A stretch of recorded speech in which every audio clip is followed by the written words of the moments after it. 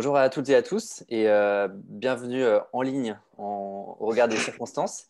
Et dans le cadre du mois de la francophonie, j'ai le plaisir d'accueillir les élèves de l'école de l'AGNA pour faire un interview avec monsieur l'ambassadeur de France en Estonie, monsieur Éric Lamourou. C'est à vous. Bonjour à tous, je suis ravi d'être parmi vous pour cette journée de vendredi et cet échange consacré à la rencontre entre le métier de la diplomatie et le métier d'élève autour de la langue française. Donc, je suis à la disposition de tous pour échanger, répondre à vos questions et j'aurai peut-être moi-même des questions à vous poser aussi.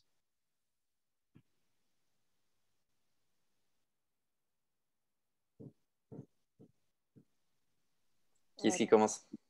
D'accord, je pense que moi je suis professeur et donc mes élèves sont curieux et ils ont des questions.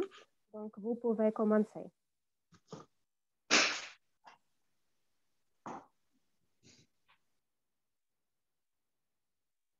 Qui est le premier qui va commencer? Moi. D'accord. Bonjour, je m'appelle Georg. J'ai étudié à Tallinna Lagna Gymnasium. Et mon question, est-ce que les Français mangent vraiment des grenouilles et des escargots en France? Ils les mangent tous les jours? Merci pour cette question. Les Français mangent des grenouilles et des escargots, pas tous les jours. Ils mangent des grenouilles et des escargots souvent au restaurant. C'est un plat un peu exceptionnel pour des fêtes, par exemple, ou pour aller au restaurant. Je ne sais pas si les Estoniens mangent des grenouilles ou des escargots, mais ça vaut la peine d'essayer. Il faut les goûter si vous avez la possibilité. C'est très bon. Merci.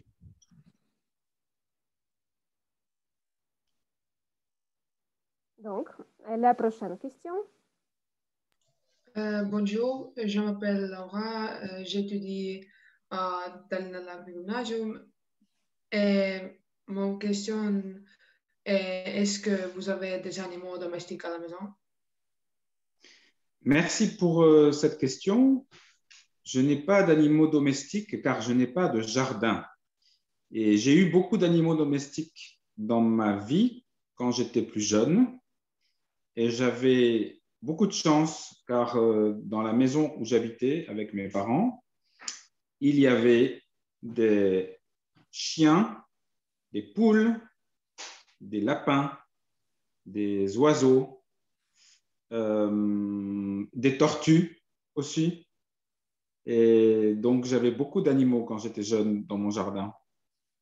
Là, je suis un peu triste de ne plus avoir d'animaux. Mais comme je l'ai dit, je n'ai pas de jardin et je crois que c'est important pour les animaux d'être libres dans la nature. Merci.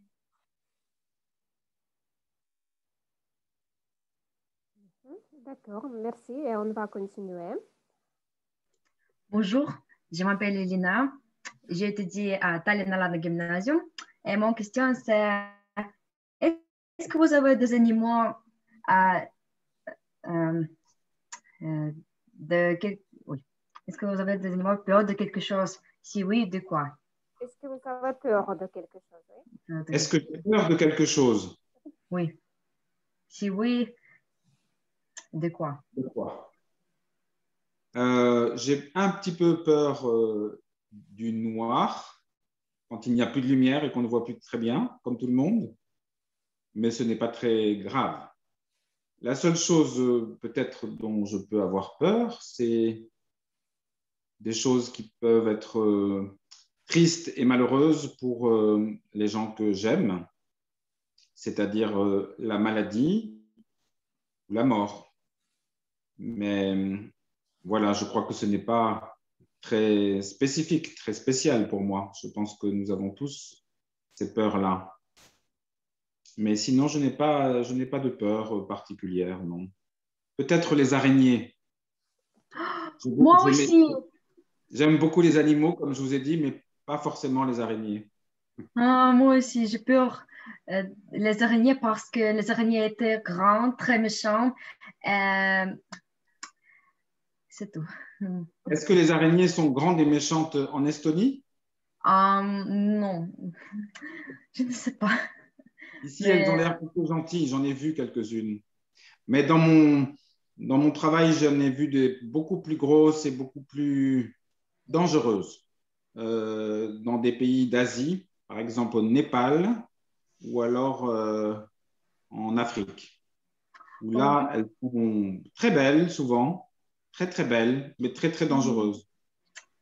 euh, je peux que les araignées est très méchantes, mais je ne sais pas que dire, mais non, elle est très très très belle, mais c'est tout. Merci beaucoup pour répondre à cette question. Merci beaucoup à vous. D'accord, merci. Et on va continuer. Bonjour, je m'appelle Armand Vardanian et mon question est quelle spécialité avez-vous étudié à l'école et pourquoi? À l'école, j'étais dans une spécialité plutôt de langue, philosophie, histoire et géographie. C'était ma spécialité au lycée, au gymnasium. Et après, à l'université, ma spécialité, c'était le droit, la loi et l'économie. Mais ce que je préférais quand même, c'était les cours et les enseignements de beaux-arts, de dessin, de peinture. Et ce n'est pas devenu mon métier, mais j'aimais beaucoup cette spécialité aussi. Merci beaucoup. Et vous, quelle est votre spécialité? Je ne sais pas. Créativité peut-être, car c'est écrit sur votre pull, votre t-shirt, votre dress. Creative. J'aime dessiner. Ah voilà, vous êtes créatif alors, c'est bien, comme moi. Je dessine comme vous. Merci. À bientôt. D'accord, merci. Et nous avons encore une question. Et Grégory. Bonjour, je m'appelle Bonjour. Grégory Neme et j'ai étudiant une langue gymnasium. Et mon question est, quelle est votre ville préférée en France et pourquoi? Ma ville préférée en France, j'aime beaucoup la ville où j'ai vécu de Paris, mais ce n'est pas ma ville préférée. Ma ville préférée, c'est une ville qui s'appelle Le Havre. Le Havre, c'est une ville dans le nord de la France, dans une région qui s'appelle la Normandie, et c'est une ville au bord de la mer. Alors, c'est comme Tallinn, deux villes au bord de la mer. Ça, c'est un grand bonheur et un grand plaisir pour moi d'avoir la mer dans la ville où je vis. Et au Havre, la ville du Havre, c'est une ville qui a été construite par un roi de France en 1500 pour être un grand port de commerce et qui était très belle jusqu'à ce qu'elle soit bombardée, détruite pendant la Deuxième Guerre mondiale. Elle a été complètement détruite par les bombardements de libération de la France par les avions britanniques et américains qui se battaient contre le régime nazi, comme vous savez. Et alors, elle a été reconstruite. La ville a été reconstruite. Elle est très moderne maintenant. Et elle est ouverte sur la mer. Ça, c'est le premier élément.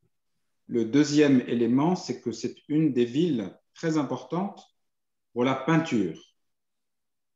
Tout à l'heure, j'ai dit que j'aimais beaucoup la peinture et le dessin, et beaucoup de grands peintres français sont allés dans cette ville au Havre ou dans la région de Normandie et ont inventé quelque chose que vous connaissez peut-être qui s'appelle l'impressionnisme. La peinture impressionnisme, a été inventée autour de cette ville du Havre. Voilà pourquoi c'est ma ville préférée. Une ville qui a été détruite, mais qui a été reconstruite, ce qui est une preuve qu'on peut revivre, reconstruire, et c'est une ville d'art et de peinture et de mer. Bien. Et vous, quelle est votre ville préférée en Estonie? J'ai préféré Tallinn et Pärnu. Pärnu? Oui. Pärnu, c'est une belle ville qui rappelle une ville de Normandie à côté du Havre qui s'appelle Deauville. C'est une ville, Deauville et Pärnu, c'est des villes où on va se promener en vacances, où il y a de jolies maisons. Oui. Merci. Merci. Est-ce qu'il y a d'autres questions? Peut-être pour clôturer, Monsieur l'ambassadeur, est-ce que vous pourriez, si vous aviez des conseils à donner pour des élèves qui souhaiteraient devenir ambassadeurs d'Estonie, qu'est-ce que vous pourriez leur donner comme conseil? Je leur dirais que c'est un très beau métier et que c'est une bonne idée de devenir diplomate pour devenir ensuite ambassadeur parce que ça vous permet d'être informé de ce qu'il se passe dans le monde entier tous les jours.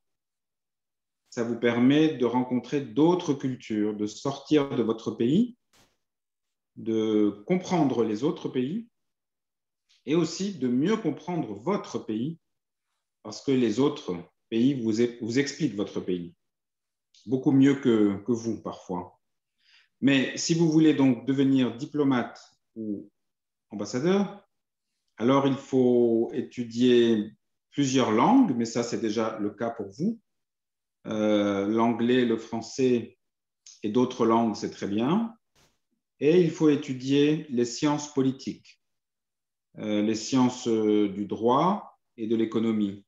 Sciences politiques, droit et économie, c'est ce qui prépare le mieux avec les langues étrangères pour devenir diplomate. Donc, c'est un merveilleux métier que je recommande. Merci beaucoup. Merci. Merci beaucoup.